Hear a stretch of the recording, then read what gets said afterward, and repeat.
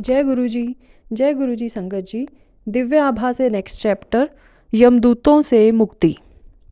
श्री नरेश खंडेलवाल की पत्नी, जो 30 वर्ष से कुछ अधिक की रही होंगी, को ज्वर हो गया था। पता लगा कि उसे डेंगू ज्वर था और उसके गुर्दे प्रभावित हुए थे। गुड़गांव में चिकित्सकों ने उसका उपचार करने से मना कर दिया था, क्योंकि उसके बिंबाणु की मात्रा केवल 10,000 थी। जैसे यह अपर्याप्त था, मंगलवार को एक रक्त वाहिनी फट गई और रक्त प्रवाह को रोक पाने में असमर्थ चिकित्सकों ने उसे चिकित्सालय से मुक्त कर दिया। फिर उसे नोएडा के मिक्स चिकित्सालय में प्रविष्ट कराया गया। नरेश के भ्राता गुरुजी के भक्त थे। यह घटनाएं देखकर वह और उनकी पत्नी अत्यंत उद्विग्न हुए और उन्होंने गुरुजी के एक अन्य अनुयायी को फ़ोन किया और पूछा कि क्या वह उस दिन मंगलवार को ही गुरुजी के दर्शन कर उनको समस्या से अवगत करा सकते हैं। उन्हें बताया गया कि गुरुजी तो स्वयं ईश्वर हैं, वह अपनी शरण में आए हुए किसी को भी कष्ट नहीं होने देंगे। इस अवधि में मिक्स के चिकित्सकों ने भी हाथ खड़े कर दिए। बृहस्पतिवार को नरेश गुरुजी के पास गए। जैसे वह गुरुजी के चरण स्पर्श कर रहे थे, वह अपने को रोक नहीं पाए और उन्होंने गुरुजी को बता दिया कि उनकी पत्नी डेंगू से पीड़ित है। गुरुजी का उत्तर स्वयं में सांत्वना देने वाला था। डेंगू की हुंदा है, चल जा, कुछ नहीं होया उसनों। नरेश जैसे ही चिकित्सालय वापस पहुंचे, उनकी पत्नी के बिंबाणु की संख्या प्रत्येक परीक्षण में ऊपर बढ़नी आरंभ हो गई। 12,000 से 30,000, 50,000, 1,00,000, 1,50,000 आदि। गुरुजी के आशीर्वाद से उसके शरीर में उपचार की प्रतिक्रिया प्रारंभ हो गई थी। चिकित्सालय में ही एक रात को वह चीखती हुई उठी। उसके आसपास सबने पूछा कि क्या हुआ।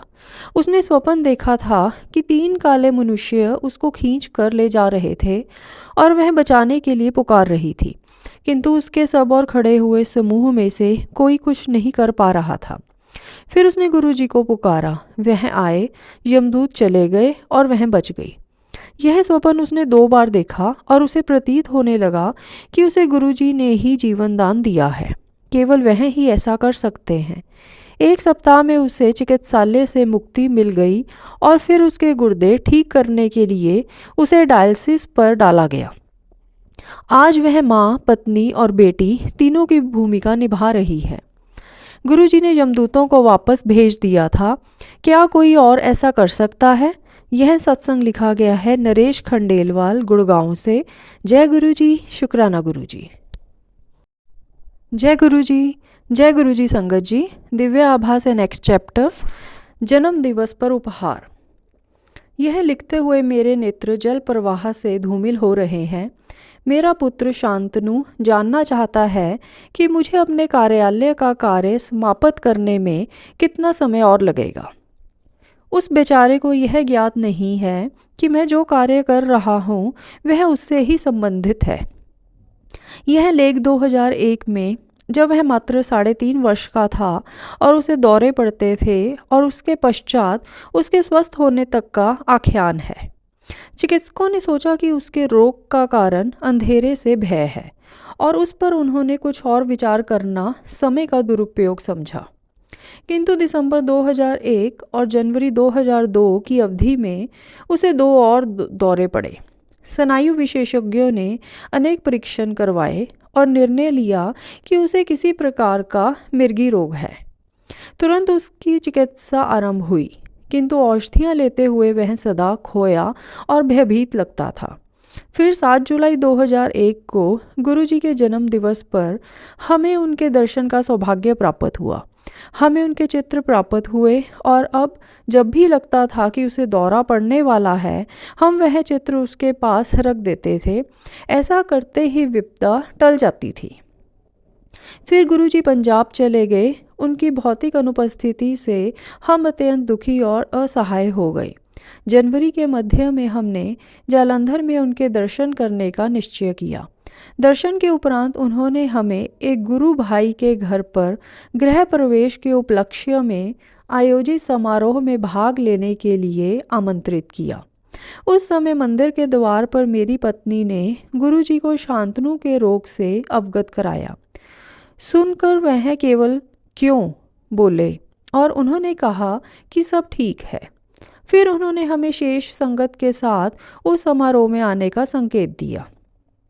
हमें लगा कि उन्होंने हमारी बात ठीक से नहीं सुनी है। समारोह के अंत में हमने पुनः गुरुजी के पास जाने का साहस किया।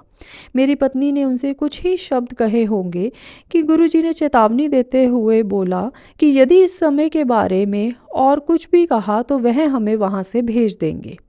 हम भयभीत हो गए। संगत समाप्त होने पर गुरुजी ने घोषणा करी कि दिल्ली की संगत वहाँ रुककर अगले दिन भी उनके दर्शन कर सकती है। हमें प्रतीत हुआ कि उन्होंने हमें क्षमा कर दिया है।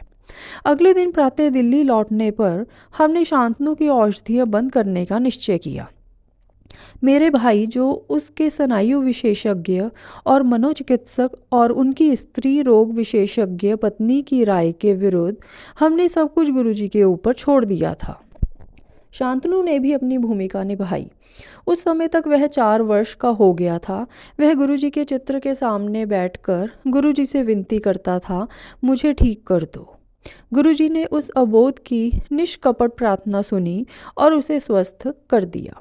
उनकी कृपा से शांतनु को फिर कभी मिर्गी के दौरे नहीं पड़े और अपनी 8.5 की आयु में उसे जितना नटखट होना चाहिए वह है। मेरी आंखों से फिर अश्रुधारा प्रवाहित हो रही है। यह सत्संग लिखा गया है नवीन और मीनू शर्मा, दिल्ली से। जय गुरुजी, शुक्राना गुरुजी।